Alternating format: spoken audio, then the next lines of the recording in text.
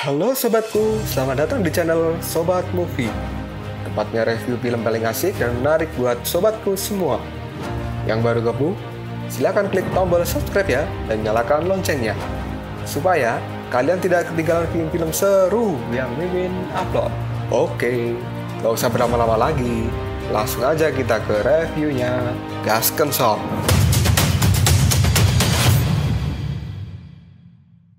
Hey, oke, sobatku terkeren, terkecil, terbaik, tersemuanya. Kita masih bersama Sobat Movie, channel alur cerita terasik sepanjang masa. Oke, pada episode sebelumnya, Sun Wukong menyuruh Bailang menghancurkan pilar batu lebih banyak, dan Ao Yilong pun mengaku bahwa klan naga mereka lah yang melaporkan keberadaan api abadi yang ada di Gunung Tianyu kepada para dewa. Raja Naga Laut Cina Selatan pun melaporkan pada para dewa bahwa Biksu Tong datang untuk membebaskan Sun Wukong. Yang pada akhirnya Dewa Mata Tiga diutus untuk mengurus Biksu Tong. Gak usah cacicot banyak basot, kita langsung masuk aja ke pembahasan. Bailangnya sudah masuk ke dalam patung batu penyegel. Dia pun menemukan tubuh asli dari Sun Wukong yang kepalanya telah terpenggal dan ada pedang yang menancap di lehernya. Pedang itu adalah segel utama dari Sitian agar Sun Wukong tidak bisa melakukan reinkarnasi karena dia takut Sun Wukong akan membalas dendam jika dia dibiarkan lahir kembali. Bailang pun mendekat untuk mencabut pedang itu. Usaha Bailang untuk mencabut segel pedang ternyata dihalangi oleh penjaga segel itu yang merupakan seorang dewa tanah dan mirip dengan kakek Tudi si dewa tanah yang dikenal oleh Bailang. Ternyata dewa tanah itu memang ditugaskan untuk menjaga tubuh Sun Wukong karena dia dibayar oleh Raja Naga Laut Cina Selatan untuk mengerjakan tugas ini. Dan karena Bailang dianggap penyusup, maka dewa tanah itu pun akan membunuh Bailang di tempat ini. 小子，你的身毫不出一点氧味儿，应该很不一样吧？悟空师兄，怎么办呢？空师。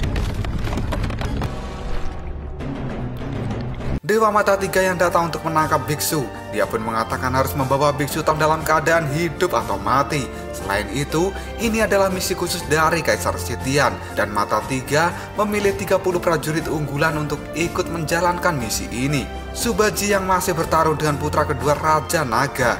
Dia pun masih unggul dalam pertarungan ini. Dan Baji pun sadar bahwa sebenarnya para naga ini hanya mengulur waktu sampai para dewa datang mengurus mereka.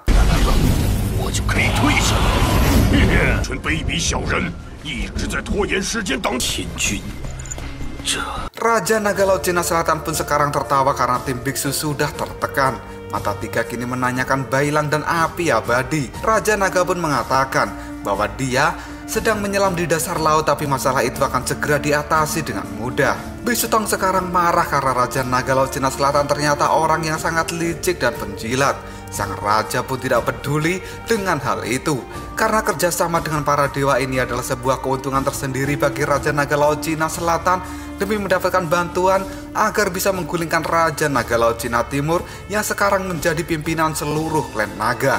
Biksu Tong pun kini menertawakan Raja Naga Laut Cina Selatan karena dia telah melepaskan harga dirinya demi kepentingan pribadi dan memang sengaja untuk menjebak Ao Sui di tempat ini. Raja Naga pun tidak peduli dan menyerahkan urusan Biksu Tong pada si Mata Tiga. 沈将，交给你了。唐三藏，两条路给我回去，我带着你的人头回。战胜你，继续我要走的不可能的。 Biksu Tong yang sekarang tidak takut dengan para dewa. Dia akan melawan mereka semua. Karena Biksu Tong belajar dari masa lalunya, yang pada saat itu dia tidak berani melawan dewa, yang akhirnya membuat Sun Wukong menjadi terbunuh. Demi bisa menyelamatkan Sun Wukong, kelompok Biksu pun memutuskan untuk bertarung melawan para dewa ini. Dan Mata Tiga juga akan melayani keputusan Biksu Tong. Hingga akhirnya pertarungan mereka pun dimulai.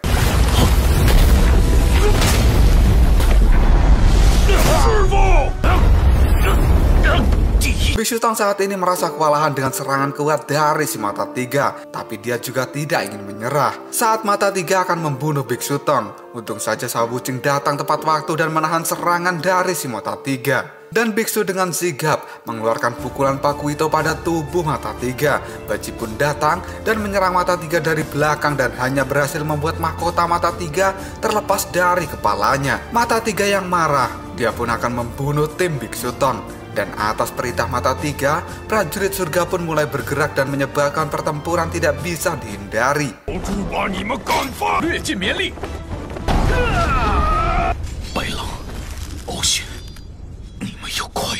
Saat Bailang sudah mulai menyerah, dia pun mendengar suara seseorang memanggilnya dan mulai menarik tangannya, yang ternyata itu adalah kakek Tudi, sahabat dari Bailang. Dewa Tanah penjaga tempat ini pun muncul dan dia marah karena Bailang diselamatkan dari kematian. Kakek Tudi pun mulai bernegosiasi, dia akan menyerahkan potongan jiwanya pada Dewa Tanah Nanhai, asalkan Bailang bisa bebas dan diperbolehkan untuk melepaskan jiwa Sun Wukong. Dewa Tanah Nanhai pun tertawa, karena kakek Tudi rela mengorbankan jiwanya hanya demi serigala kecil ini. Dan kakek Tudi tidak peduli dengan jiwanya asalkan Bailang selamat. Negosiasi mereka pun akhirnya deal. Ao Yilong saat ini khawatir karena Bailang tidak segera keluar dari dalam patung kera penyegel. Meskipun di dalam sana ada Dewa Tanah Nanhai, Ao Yilong tidak sepenuhnya percaya dengan kinerja Dewa Tanah itu. Lalu dia menyuruh Ao Ling untuk menyeret Bailang keluar dari tempat itu. Tapi Ao Sui tidak akan membiarkan siapapun lewat tempat ini.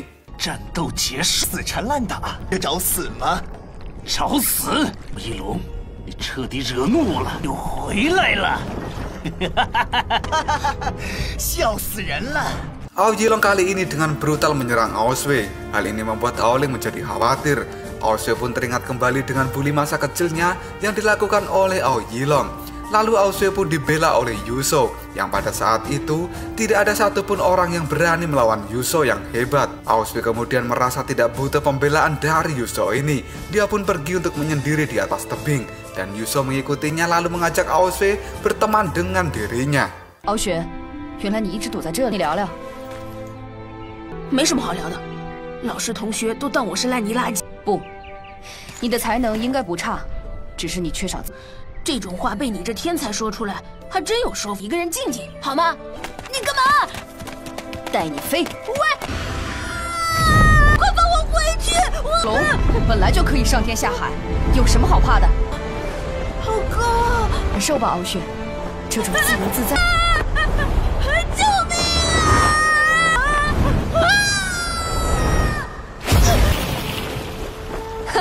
跟我来。 Yuso yang sudah mengajari Ao Sui untuk terbang, dia pun mengatakan bahwa ketakutanmu adalah penghalang dari potensimu. Setelah rasa takut itu hilang, Ao Sui tidak hanya bisa terbang, tapi dia juga bisa mengaktifkan petir merah miliknya. Dan sekarang, petir merah itu akan dipakai Ao Sui untuk melawan Ao Yilong yang telah mengejek Yuso dan membuatnya marah. 什么？这股电流的强度不在父王之下，被困住了。龙魂，这种强度。 Ledakan petir merah Ao Sui memiliki efek untuk membuat seseorang yang terkena petir itu tidak dapat menggerakkan tubuhnya. Dan sekarang Ao Sui pun mulai mengejek Ao Yilong. Tidak hanya itu saja, Ao Sui juga mengambil pisau dari Ao Yilong dan menusukkan ke mata Ao Yilong sampai buta. 攻击能让我全身麻痹好一阵，就是。现在换边哥哪里好呢？我是南海龙血，不要！我是你们天羽山的仇人。老雪，大哥，样子。 Biksu Tong yang telah terkepung oleh prajurit surga, dia pun menunjukkan kekuatan aslinya dan mulai menghajar prajurit surga itu. Begitu pula dengan Subaji dan juga Shao Wuqing yang juga sudah mengamuk pada prajurit istana surga. Mata Tiga yang melihat kekuatan asli dari Biksu Tong, dia pun tidak bisa meremehkan kekuatan sang biksu. Dan sekarang Mata Tiga pun turun tangan sendiri untuk menghabisi nyawa Biksu Tong. Hal ini membuat sang biksu merasakan ketakutan di dalam hatinya.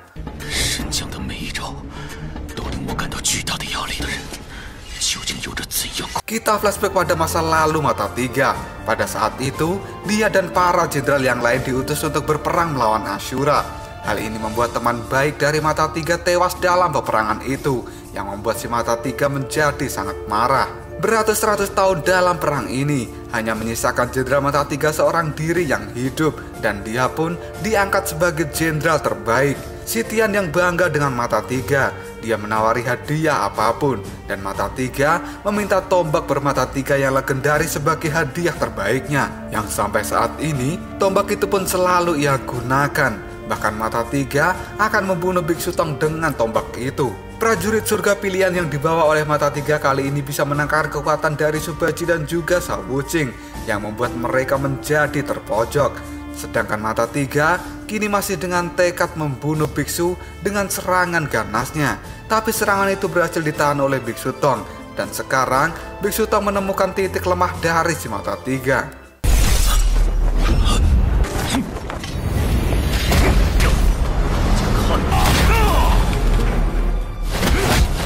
Tinjuan brutal paku itu milik sang biksu terus dilayangkan sampai akhirnya biksu berhasil meninju wajah dari Mata Tiga. Lalu apakah yang akan terjadi selanjutnya? Apakah biksu dan yang lainnya berhasil mengalahkan kekuatan dahsyat dari Jenderal Mata Tiga ini? Jika kalian penasaran, tunggu aja jawabannya di next video. Koprol Shao. Tetap stay di channel Sobat Movie dan jangan lupa klik subscribe, like, dan share ke teman-temanmu agar channel ini dapat berkembang dan menghibur kalian semua. See you next tomorrow. Bye-bye.